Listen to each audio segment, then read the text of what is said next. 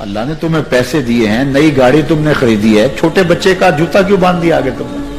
جوتا باندھنے سے اگر یہ ایکسیڈنٹ سے, حادثے سے گاڑی بچ سکتی ہوتی ہے تو پھر پاکستان کے جتنے پی آئی اے کے جہاز ہیں سب پر باندھ دینا چاہیے, سب پہ جوتے لٹکے ہوئے ہیں. عجیب تم نے فلسفہ تراشا. کسی نے جو ہے وہ کالی رنگ کی پٹی باندھ دی نیچے, اس سے اس کو نظر نہیں لگے گی. گھوڑے کے پاؤں کے نیچے جو کھری لگی ہوئی ہوتی ہے, کچھ لوگوں نے اپنے گھروں میں وہ باندھی ہوئی ہوتی ہے کہ اس سے ہمارے گھر کے اندر کوئی مصیبت نہیں آئے گی, کوئی تکلیف نہیں آئے گی. کسی نے ہنڈیا اپنے گھر کے اوپر الٹی رکھی ہوئی ہوتی ہے, یہ ہنڈیا بچا لے گی. اور میاں ہنڈیا کیا بچائے گی تجھے؟ اللہ کے قہر سے کچھ نہیں بچا سکتا. جب تمہارے اوپر کوئی مصیبت نازل ہونی ہے تو کچھ نہیں بچا سکتا. اگر بچنا چاہتے ہو تو پھر اللہ سے استغفار کرو, اللہ تعالیٰ کی تسبیح کرو, اللہ کی تحلیل کرو, میرے حضور پہ درود پڑھو, پھر دیکھنا کہ مصیبتیں ٹلتی ہیں یا نہیں ٹلتی. تو یہ خام خواہ کے رکیے, اور یہ عامل لوگ جو ہیں ان کا تو کام ہی یہی ہے. ان کا کام چلتا ہے لوگ ذوف الاعتقادی میں مبتلا رہے ہیں, اور یہ کہہ دیتے ہیں کہ آپ کے خاندان میں ایک منحوس عورت ہے, یہ اس کا کیا ہوا ہے, تو کوئی نہ کوئی منحوس تو پہلے ہی انہوں نے طے کر رکھی ہوتی ہے, فوراً ذہن وہاں جا کلک ہو جاتا ہے. اس کا نون سے نام شروع ہوتا ہے, اس کا کاف سے نام شروع ہوتا ہے, اس کا جیم سے نام شروع ہوتا ہے, تو پورے خاندان میں کسی کا نام کاف, نون یا جیم سے تو شروع ہوتا ہی ہوگا, یا دوستوں میں, تو فوراً ذہن جو ہے ادھر منتقل ہو گیا. اب یہ بابا جی نے بتا دیا ہے, ہاں ہاں ہاں اس نے یہ بات کی تھی, کچھ باتیں یاد آنے لگی. اس کاف سے شروع ہونے والے نام کے ساتھ نفرت پیدا ہو گئی. اس بابے نے نفرت کا کاروبار کیا.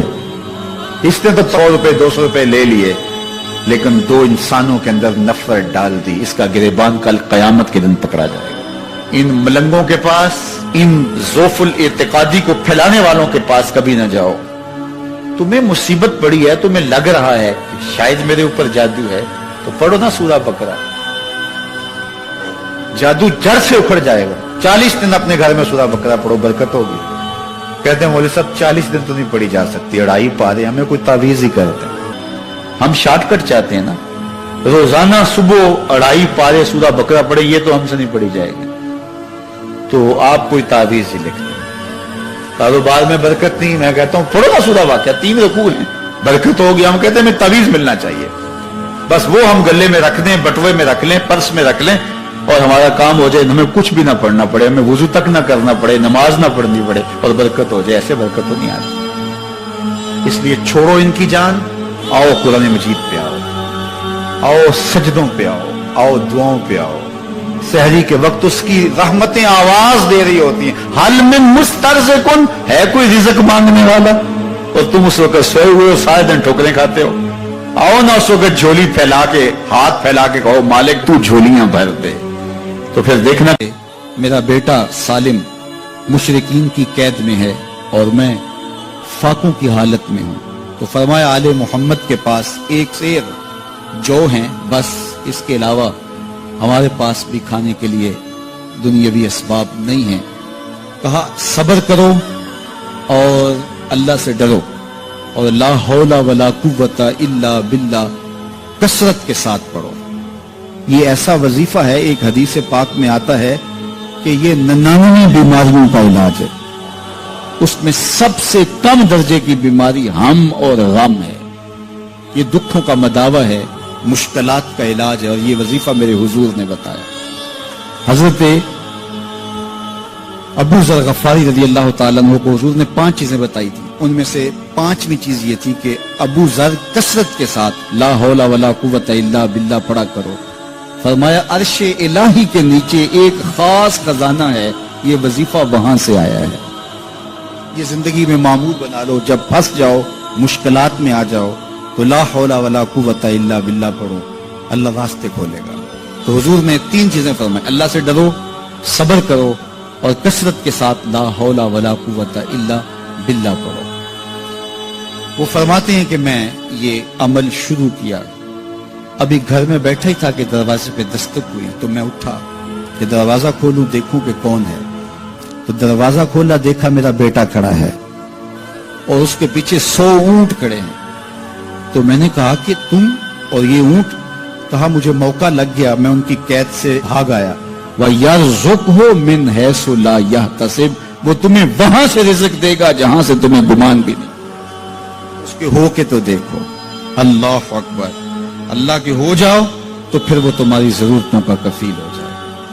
فرمایا حضرت عبداللہ ابن مسعود رضی اللہ تعالیٰ عنہ نے کہ کسی شخص کو فقر و فاقہ آ جائے تو وہ لوگوں کو بتائے کہ میں آج کل بڑے مشکل حالات میں ہوں، ہر وقت لوگوں کو بتاتا رہے تو اس کی مشکل بڑھے گی، اس کی مشکلیں آسان نہیں ہوں گی اس طرح۔ اور اگر وہ اپنی اس مشکل کو کسی سے شیئر نہ کرے بلکہ مصلی بچھا کے اپنے رب سے کہے کہ مالک فقر و فاقہ آ گیا ہے اور اس کا علاج تیرے پاس ہے، اس مرض کا مداوع تیرے پاس ہے۔ حضرت عبداللہ ابن مسعود فرماتے ہیں کہ رسول کریم نے فرمایا جلد یا بدیر اللہ اس کو مالا مال فرما دے گا۔ یہ بھی کبھی کر کے دیکھو، مشکل آ جائے، فاقہ آ جائے۔ اور قرآن مجید کا دل سورہ یاسین ہے، جس نے ایک مرتبہ سورہ یاسین کی تلاوت کی اللہ 10 مرتبہ قرآن پڑھنے کا ثواب عطا کرے گا۔ اور کتنا بڑا اجر ہے، آپ ایک سال میں بھی شاید 10 قرآن مجید نہ ختم کر سکیں اور سورہ یاسین پڑھیں تو 10 مرتبہ قرآن مجید پڑھنے کا ثواب نصیب ہوگا۔ تو اپنی صبح کا آغاز سورہ یاسین سے کیا کریں، نماز فجر کے بعد اشراق تک سورہ یاسین پڑھ لیا کریں۔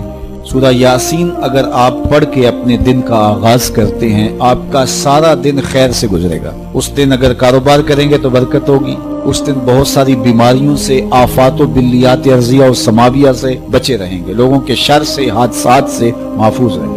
میرے حضور نے ارشاد فرمایا قرآن مجید میں ایک سورت ہے جس کی 30 آیات ہیں، اگر کوئی شخص اس کی تلاوت کرتا ہے تو وہ سورت پڑھنے والے کی شفاعت کرتی ہے، اور اتنی بار شفاعت کرتی ہے کہ اس کو بخشوا کے چھوڑتی ہے۔ وہ سورت کون سی ہے؟ وَهِيَ تَبَارَكَ الَّذِي بِيَدِهِ الْمُلْكُ، یہ سورۃ الملک ہے، 30 آیتیں ہیں۔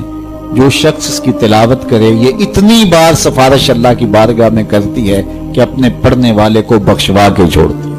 تو اپنے دن کا آغاز سورہ یاسین سے کریں اور اپنی شب کا آغاز سورہ ملک سے کریں۔ سونے سے پہلے سورہ ملک کی تلاوت ضرور کر لیں، انشاءاللہ اس سے رات برکت سے گزرے گی۔ جس نے ایک دن میں 100 مرتبہ سبحان اللہ و بحمدہ پڑھا، کتنی مرتبہ؟ 100 مرتبہ کیا پڑھا؟ سبحان اللہ و بحمدہ، فرمایا کہ اس کے گناہ سمندر کی جھاگ کے برابر بھی ہوں تو اللہ معاف فرما دے گا۔ تو یہ اپنے وظائف میں شامل کر لیجئے، سبحان اللہ و بحمدہ۔ اور حدیث بخاری ہے کہ 2 کلمے ایسے ہیں جو اللہ کو محبوب ہیں اور زبان پر مشکل نہیں، زبان پر بڑے آسان ہیں، اور جب میزان پہ رکھے جائیں گے تو پلڑے کو جھکا دیں گے، بڑے بھاری ہیں میزان پہ۔ وہ 2 کلمے یہی ہیں، سبحان اللہ و بحمدہ، سبحان اللہ العظیم۔ تو اگر اس کو 100 مرتبہ روزانہ پڑھے تو سمندر کی جھاگ کے برابر بھی گناہ ہو تو اللہ معاف فرما دیتا ہے۔ اللہ فرماتا ہے ما یفعل اللہ بعذابکم، وہ تمہیں عذاب دے کے کیا کرے گا؟ ذرا لہجہ دیکھیے، ذرا انداز، ما یفعل اللہ بعذابکم، وہ تمہیں عذاب دے کے کیا کرے گا؟ تم اس کی مخلوق ہو، اپنے دستے قدرت سے اس نے تمہیں بنایا ہے، تو وہ تمہیں عذاب دے کے کیا کرے گا؟ اس کی ضرورت نہیں ہے کہ تمہیں عذاب دے، نہ اس کی چاہت ہے کہ تمہیں عذاب دے، کوئی خود چھلانگے لگائے تو اس کی مرضی۔ فرمایا کہ ما یفعل اللہ بعذابکم، وہ تمہیں عذاب دے کے کیا کرے گا؟ ان شکرتم و آمنتم، اگر تم شکر ادا کرو اور ایمان لاؤ تو وہ تو قدردان ہے جو کوئی اس کا شکر کرتا ہے اور جو اس پر ایمان لاتا ہے۔ تو اللہ اس کے لیے عذاب نہیں رکھا، اس کے لیے رحمتیں رکھی ہوئی ہیں۔ تمہیں دستے قدرت سے بنایا ہے اور وہ تمہیں خوش دیکھنا چاہتا ہے، تمہیں خوشحال دیکھنا چاہتا ہے، تمہیں سرشار دیکھنا چاہتا ہے، تمہیں نہال دیکھنا چاہتا ہے، تمہاری زندگی کو خوشگوار دیکھنا چاہتا ہے۔ تم نے اپنے آپ کو خود اپنے اعمال کی وجہ سے مصیبتوں میں ڈالا ہے، تو کہا شکر کرنے کی عادت ڈال لو، دیکھنا پھر اللہ تعالیٰ جل شانہ کی رحمتیں تمہارے اوپر کس طرح اترتی ہیں، اس کی نوازشیں تمہارے اوپر کیسے برستی ہیں۔ توکل اگر ہم سیکھ جائیں تو توکل ایک ایسی دولت ہے کہ جو خوشحال زندگی کی ضمانت بنتی۔ جب ہم اللہ پر توکل نہیں کرتے اور ہم سمجھتے ہیں یہ سب کچھ ہماری محنت کا نتیجہ ہی ہوگا، اور نتیجہ جب نہیں آتا تو پھر ہم بے چین مضطرب ہو جاتے ہیں، اور جب ہم اس پہ توکل کر لیں تو پھر ہمارا صرف اتنا ہی کام ہے کہ میاں ہم یہ کام کر رہے ہیں، بس یہ حکم، ہم بیج بو رہے ہیں، بس یہ حکم ہے اور بو رہے ہیں، باقی اس پہ بھروسہ ہے، یہ کام اس کا ہے کہ اس نے اس کو اگانا ہے، اس کے اوپر پھل لگانے ہیں۔ تو جب اس پہ توکل ہو جائے تو بندہ سوکھا رہتا ہے، ورنہ بندہ مشکل میں مبتلا ہو جاتا ہے۔ بسا اوقات ایسا ہوتا ہے کہ بندہ ایک منصوبہ تیار کرتا ہے، اس کا عملی نتیجہ اس کو سامنے نظر آ رہا ہوتا ہے، لیکن نتیجہ بالکل الٹ جاتا ہے۔ سید علی المرتضیٰ فرماتے ہیں میں نے اپنے ارادوں کی شکست سے ہی اپنے رب کو پہچانا ہے، کہ میں ایک منصوبہ تراشتا ہوں کہ یہ اور یوں ہوگا اور وہ ہونا چاہیے، لیکن نتیجہ وہ نہیں آتا، تو کوئی طاقت ہے اس کا جو نتیجہ بدل دیتی ہے۔ تو بندہ اس طاقت پہ یقین کرتے، اس پہ توکل کر کے جو ہے وہ اس پہ بھروسہ کر لے تو زندگی سوکھی ہو جاتی ہے۔ مغرب میں جو اللہ پر یقین نہیں رکھتے وہ خودکشی کر لیتے ہیں کہ یہ کیوں ہو گیا، ایسا نہیں ہونا چاہیے تھا، لیکن ہم خودکشی اس لیے نہیں کرتے، ہم کہتے ہیں میرا رب جس طرح چاہے اس طرح ہی ہوتا ہے، جو اس نے طے کیا ہوا ہے وہ کر کے رہتا ہے، اس لیے تم اس پہ توکل کر لو اور اس پہ بھروسہ کرو۔ حضور علیہ الصلوۃ والسلام نے فرمایا لو انکم توکلون علی اللہ حق توکلہ، اللہ پر توکل کرنے کا جو حق ہے اگر تم وہ ادا کر دے تو فرمایا اللہ تمہیں ایسے رزق عطا کرے جیسے پرندوں کو عطا کرتا ہے۔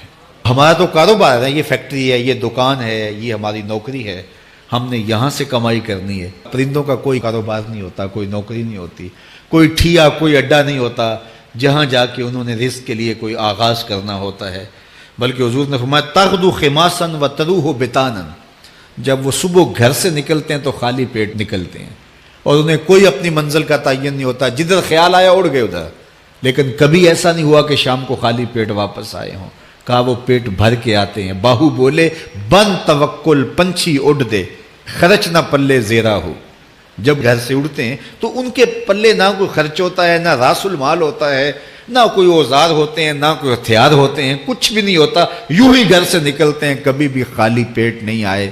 فرمایا اگر اللہ پہ پرندے توکل کر لیں تو اللہ اسے بھی عطا کرتا ہے، تم توکل کرو گے تو تمہیں عطا نہیں کرے گا۔